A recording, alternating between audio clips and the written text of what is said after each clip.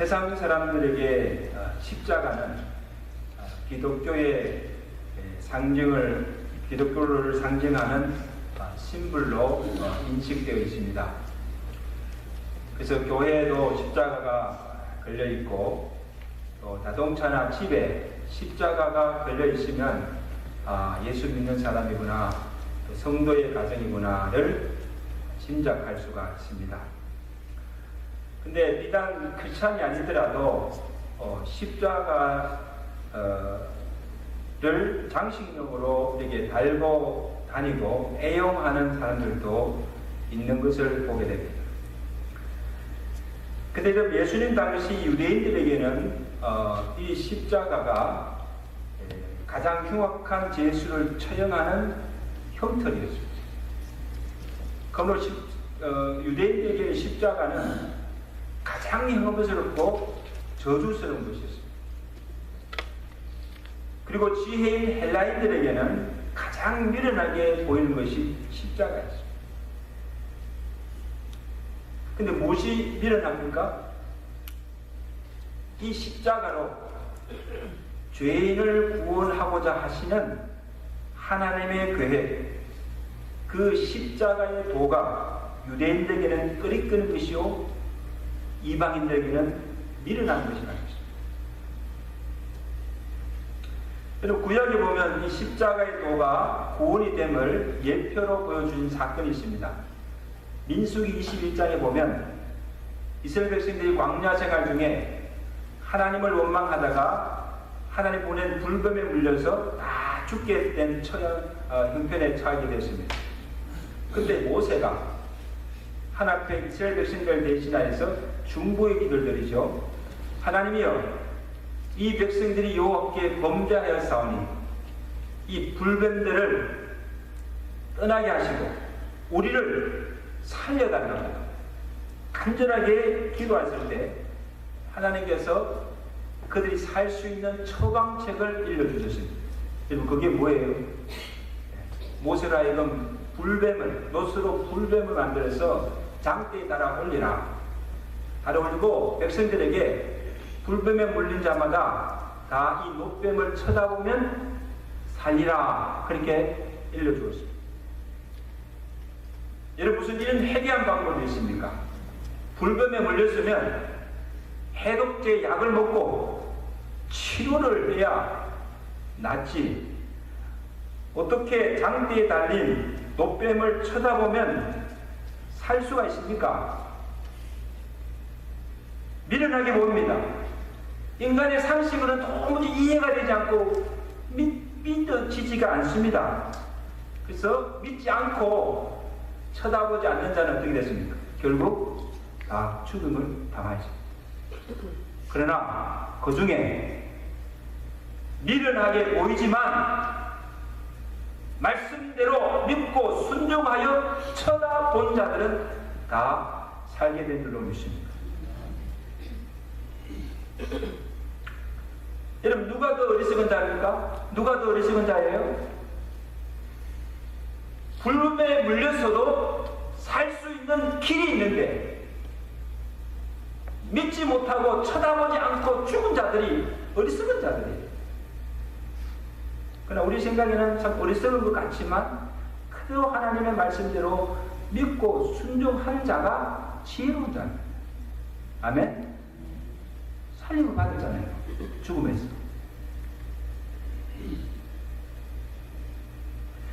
죄인이 어떻게 구원받을 수가 있습니까?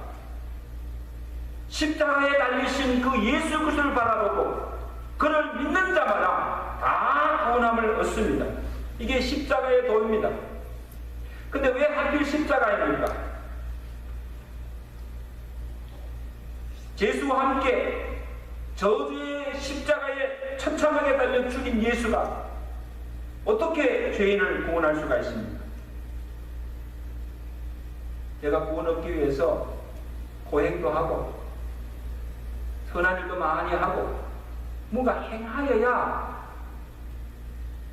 구원을 얻는 것이 아니고 그냥 예수를 믿기만 하면 구원을 얻는다고 하니까 너무 쉬운 것 같기도 하고 또 세상적 지혜로는 도저히 이해할 수가 없고 믿을 수가 없는 거예요. 그래서 믿지 않는 사람들이 많습니다. 근데 오늘 바울은 본문에서 그래서 십자가의 도가 세상 사람들이 보기에 멸망하는 자들에게는 뭐예요? 미련한 것이요. 그러나 구원을 얻는 우리에게는 무엇이 된다? 하나님의 능력이 된다. 하나님의 능력이 됩니다. 그리고 세상의 지혜로는 알 수 없는 하나님의 지혜라고 말씀하고 있습니다. 사도 바울 자신이 또한 이 십자가로 구원을 받을 위해 그가 한 고백이 무엇입니까? 갈라디아서 6장 14절에 유명한 고백을 하죠. 내게는 우리 주 예수 그리스도의 십자가 외에 결코 자랑할 것이 없다. 무엇을 자랑한다? 십자가 외에 자랑할 것이 없다. 여러분도 고백하는 마음으로 내게는 우리 주 예수 그리스도의 십자가 외에 자랑할 것이 없습니다. 왜 자랑할 것이 없습니까? 정말 이 십자가가 하나님의 능력이 되고 하나님의 지혜가 되고 이 십자가로 말미암아 내가 구원받은 것이 정말 진짜 참 복임을 하는 자들은요, 이 십자가보다 더 좋은 것이죠. 이 십자가에 찬양할 것이 아무것도 없어요. 이게 사도 바울의 고백이 아니라 십자가로 말미암아 구원받은 모든 구원받은 백성들의 고백이 될 줄로 믿습니다. 여러분, 세상적으로 볼 때 바울이요, 누구보다도 많이 배운 지식이에요. 무지한 자가 아니었어요. 그냥 무조건 맹목적으로 믿는 자가 아니었어요. 그리고 누구보다 세상에 자랑거리를 많이 가진 자였습니다. 근데 바울은 이 미련하게 보이는 이 십자가가 하나님의 지혜요 능력이 되고 자기에게 유일한 내가 십자가밖에 자랑할 것이 없다고 그렇게 고백하는 이유가 무엇입니까? 바울이 십자가를 통해서 본 것이 무엇입니까? 이것을 알아야 오늘 우리가 이 십자가를 말미암아 구원받는 것이 엄청난 은혜요 축복임을 알게 됩니다. 요한일서 4장 10절에 하나님이 우리를 사랑하사 우리 죄를 속하기 위하여 화목제물로 그 아들을 보내셨습니다. 십자가가 하나님이 계획하신 구원의 방법이라는 거예요. 여러분, 하나님은 전능하신 분이죠. 말씀으로 이 모든 우주 만물 천지를 창조하신 창조주 하나님이죠. 그러면 십자가나 그의 아들 독생자를 보내지 않고 그 아들의 죽음을 통하지 않고서도 모든 죄인들의 죄를 사하시고 죄인들을 단번에 구원할 수 있는 능력이 하나님께 있습니다. 아멘. 그런데 왜 하나님께서 우리의 구원을 위해서 독생자를 땅에 보내시고 또 그 독생자를 십자가에 달려 못 박아 죽게 하시고 그의 죽음을 통해서 우리를 구원하게 하셨는가 하는 것입니다. 왜 예수님께서 이 땅에 오셔야하고 왜 예수님께서 날 위해 십자가를 지시고 죽어야 하셨는가를 알지 못하면, 그 십자가의 도를 깨닫지 못하면 구원을 받을 수도 없고 내가 구원받는 것이 얼마나 큰 은혜인가를 알 수도 없다는 거예요. 여러분, 이 십자가는 그냥 장식용을 붙여놓은 것이 아니에요. 이 십자가 안에 무궁한 하나님의 지혜와 구원의 비밀이 담겨있다는 사실.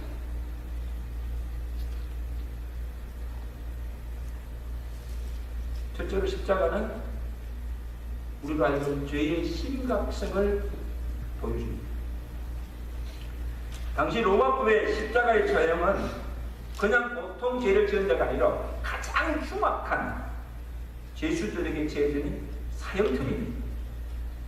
요즘은 뭐 사형수들이 그냥 약을 투입하고 죽이기도 하고 뭐 여러 가지 방법이 있지만, 그 당시 이 사형수들은 제일 잔인한 방법이 십자가에 달아 올려서 십자가에 달려 그냥 말려 죽게 하는 거예요. 엄청난 고통이죠. 여러분, 실제로 예수님께서 십자가에 달리신 그날에 예수님 좌우편에 누가 달렸습니까? 강도들이 달려요. 이 강도들은 사형수들입니다. 근데 왜 하필 예수님이 십자가에 달릴 때 이 두 강도들을 좌우편에 달게 하셨습니까? 같이 이렇게 보여주십니까? 이것은 이 두 강도는 우리에게 무엇을 보여준가 하면, 누구든지 죄를 지으면 이 강도들과 같이 죽임을 당하게 된다는 거예요. 죄의 삭은 사망이다. 십자가에 달린 강도는 오늘날 죄를 지어 사망에 이른 모든 죄인의 결국이 어떠함을 보여준다는 것입니다.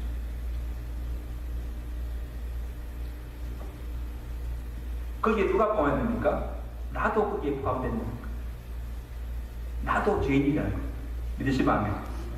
두 강도가 아니고 그 두 강도는 누굴 보이는 거예요? 바로 나라는 거예요. 두 강도들은 자기 죄값으로 죽는 것이지만, 그러나 예수님은, 죄 없으신 예수님이 십자가에 달리신 것은 누구의 죄 때문이라? 우리의 죄 때문이요, 우리 죄를 대신하여 죽으신 대속의 죽음이라는 사실을 이 십자가가 우리에게 분명하게 보여주고 있다는 거죠.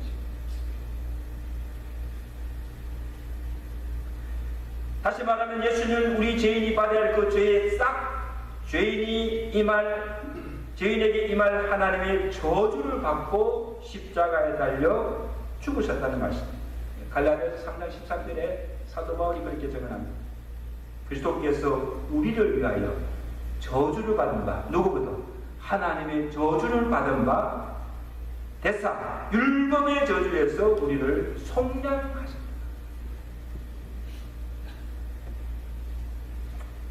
여러분, 멜 깁슨이 만든 그 패션 오브 크리스트 영화 보셨죠? 그 영화 보시면서 어떤 것을 느꼈습니까? 영화를 보면 많은 사람들 중에 너무 잔인하고 끔찍하다. 예수님께서 그 빌라도 법정에서 이렇게 채찍에 맞잖아요. 그 채찍이 갈고리 옆에 채찍에 맞는데 막 살집이 툭툭 떠져 나오고, 손과 발못에 십자가에 달려있을 때 그 모습 보이잖아요. 망치로 대못을 치는데 피가 툭툭툭툭 떨어지고, 머리에 가시게 물류관이 씌우는데 막 머리에서 피가 축축 떨어져. 온 몸 전체가 피로 물들게 되는 거예요. 이 끔찍한 그런 것들을 왜 그렇게 잔인하게 보여주는가? 그냥 예수님께서 십자가 지시고 고초당을 죽으셨다 하면 되는데, 그걸 사실적으로 그렇게 보여준 이유가 뭔가 그렇게 물었어요. 그때 멜 깁슨이 한마디 참 의미 있는 말을 했어요. 내가 만든 이 영화에서 보여주고자 한 가장 큰 핵심은 고난받는 예수 그리스도의 모습을 통해서 오늘 우리의 죄가 얼마나 심각하며 그 죄의 고통이 얼마나 크다는 것을 예수님이 당하신 그 십자가의 고난과 그 고초를 통해서 보여주게 하는 것입니다. 알게 하는 것입니다.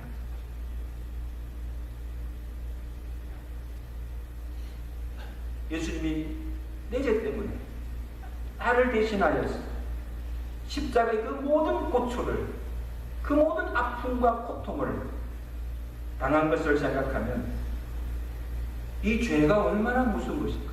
그죠? 죄가 얼마나 무서운 건가. 동시에 나를 위한 그리스도의 사랑이 얼마나 크다는 것을 느낄 수가 있다는 것입니다. 웬만인가 날 위하여 주 돌아가십니다. 이 벌레 같은 날 위에 큰애 받으십니다. 나 십자가 대할 때에 그 일이 고마워 내 얼굴 감히 못 들고 눈물 흘리고. 여러분, 정말 이 십자가를 바라볼 때마다, 오늘 십자가 바라보세요. 이 십자가를 바라볼 때마다 어떤 마음이 드세요? 나 같은 벌레 같은 죄인을 위해서 이 십자가상에서 살찌시고 날 구원하신 그 구속의 은혜를 생각하면 감히 얼굴 못 들고 눈물만 흘리고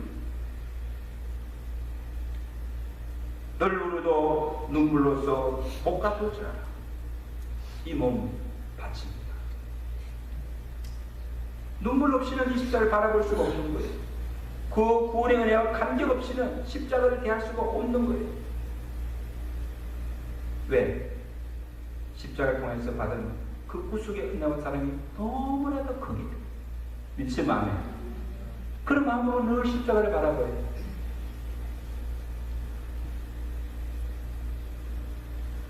둘째는 십자가가 구속 곧 제사함을 얻게 하였습니다.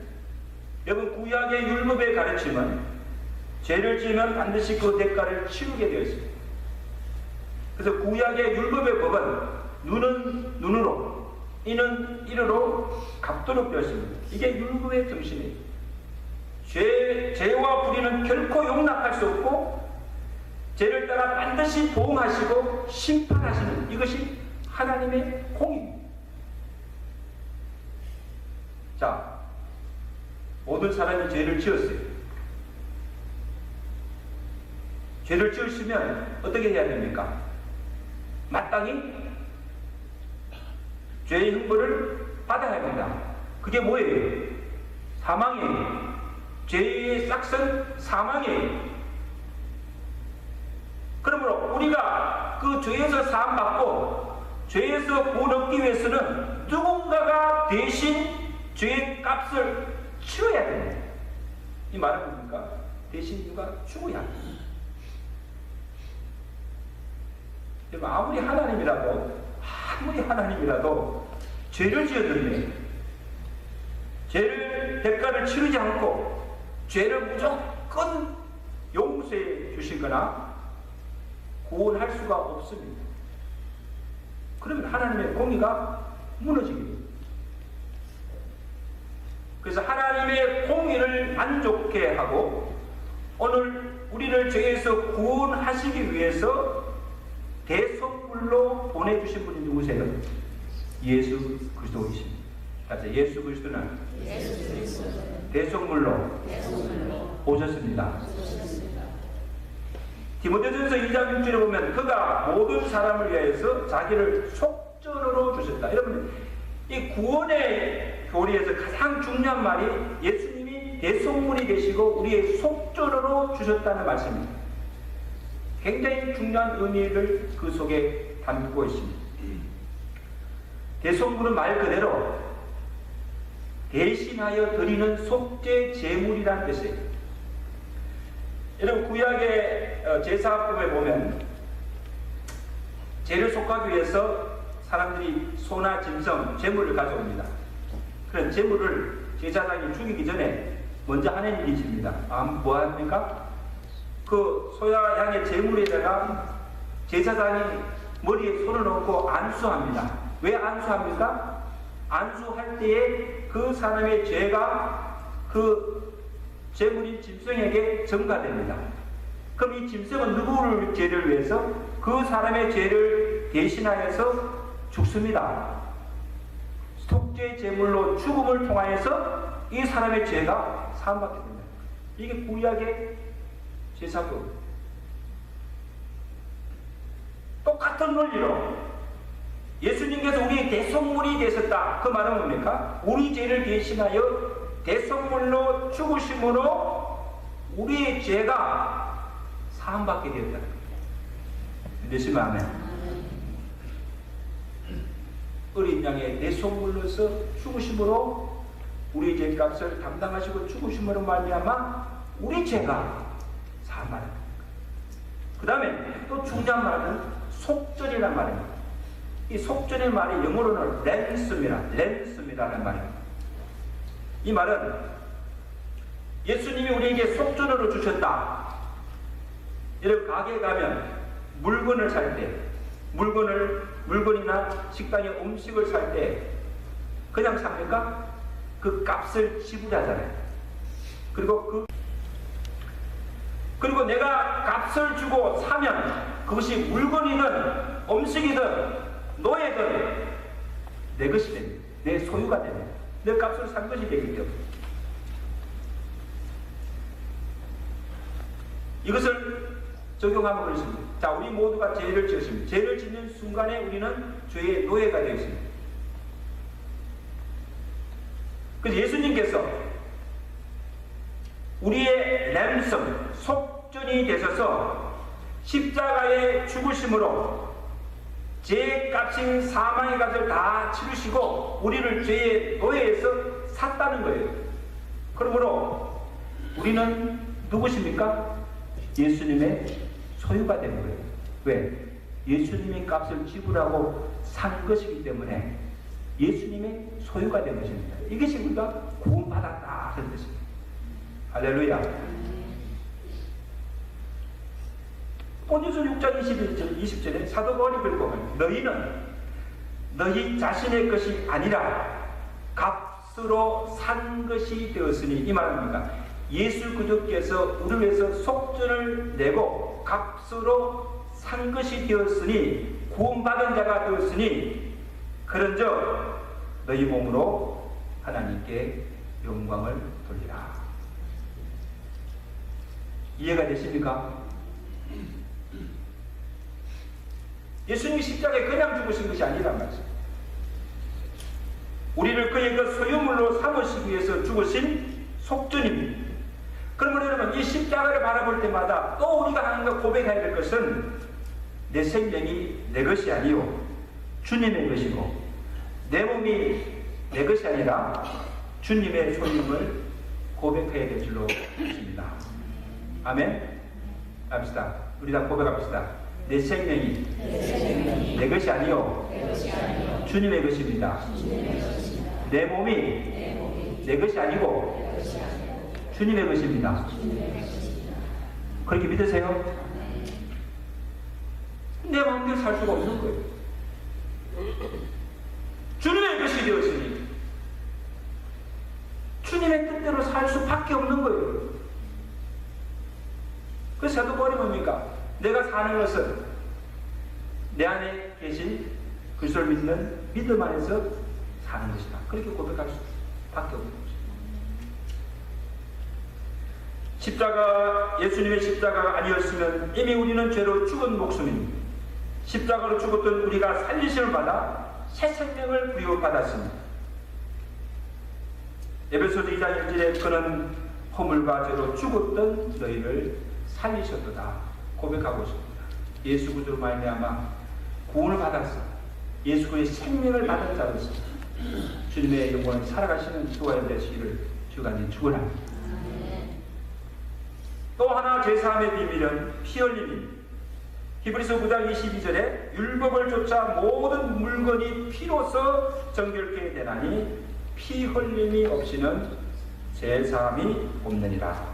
자, 그럼 죄를 속하는 것이 첫째는 죽음이고 둘째는 뭡니까? 피 흘림입니다. 예수님이 우리 죄를 속하기 위해서 십자가에서 이루신 일이 죽으심으로 죄의 값인 사망의 값을 치르시고 동시에 고의 피를 흘리셨다는 사실. 피가 죄를 속한다는 사실이 구약에도 여러 가지 나오죠. 제일 먼저 창세기 3장에 보면 하나님께서 범죄한 아담에게 무엇을 지으십니까? 가죽옷을 지읍니다. 가죽옷을 지으려면 짐승을 잡아야 됩니다. 그럼 피를 흘려야 됩니다. 또 레위기에서 나오는 구약의 제사법이나 또 출애굽기의 사건에서 애굽에 내린 10가지 재앙 중에 마지막 10째 재앙이 무엇입니까? 장자의 죽음입니다. 자, 모든 첫 끝난 장자의 죽음의 재앙이 맞을 때 하나님 이스라엘 백성들에게 명하신 것이 무엇입니까? 각 집마다 어린 양을 잡아서 그 다음에 죽이고 그 피를 어디다 바랬습니까? 문설주에 그 피를 바르고 그 어린 양의 피를 바를 때 하나님의 사자가 그날 밤에 장자들 죽이는 그 재앙이 임하는 그날에 그 피를 보고 건너간다. 그러므로 애굽의 모든 집에는 그 장자가 다 죽임을 당하였으나 이스라엘 가정만큼은 장자들이 그 장자의 재앙에서 구원을 받았어요. 무엇 때문에? 문수죄 받은 어린 양의 피를 보고 그 피가 그들을 구원하게 된 줄로 믿습니다. 우리 죄 또한 예수님이 십자가에 흘리신 그 피로 인하여서 구속 제사함을 받게 되었습니다. 그래서 히브리서 9장 12절에 그리스도께서 장래 좋은 일에 대해 제사장으로 오사 염소와 송아지의 피로 하지 아니하고 오직 자기의 피로 영원한 속죄를 이루사 단번에 성소에 들어가게 하셨느니라. 무슨 피로? 짐승의 피가 아니라 그리스도의 피로 구속을 받아서 영원한 속죄함을 받았다는 거죠. 여러분, 그런 걸 우리가 매 주일제 나올 때마다 우리는 이 은혜를 알면요 감사할 수밖에 없어요. 구약의 제사 때처럼 매 제사 드릴 때마다 소나 양을 잡아서 짐승이 피를 흘리지 않아도 됩니다. 왜? 예수 그리스도께서 단번에 죽으심으로 그 피로 영원한 속죄를 이루어 주시기 때문에 이제는 그 앞에 나올 때마다 그의 피의 공로 의지하여 나와서 하나님 앞에 예배드릴 수 있다는 이것이 구원받은 자의 특권이요 축복인 줄로 믿습니다. 자, 성도 여러분, 이 시간 십자가를 바라보세요. 내 죄를 대신 지시고 대속물로 속전으로 십자가에 달려 죽으시고 피 흘리신 예수 그리스도의 십자가를 마음 깊이 묵상해 보시기 바랍니다. 그 십자가를 통한 구원의 은혜가 그 십자가의 사랑에 감격하지 않을 수가 없습니다. 그리고 우리가 늘 잘 부르는 찬송이 405장입니다. 305장 나 같은 주인 살리시. 이 은혜는, 이 찬송은요 들어도 은혜가 되는 것은 그 은혜가 너무너무 감사합니다. 우리 한번 부르십시다. 이 은혜를 감사하면서 우리 십자가를 바라보면서 십자가의 사랑을 깊이 묵상하면서 우리 한번 찬양을 1절 3절만 하겠습니다.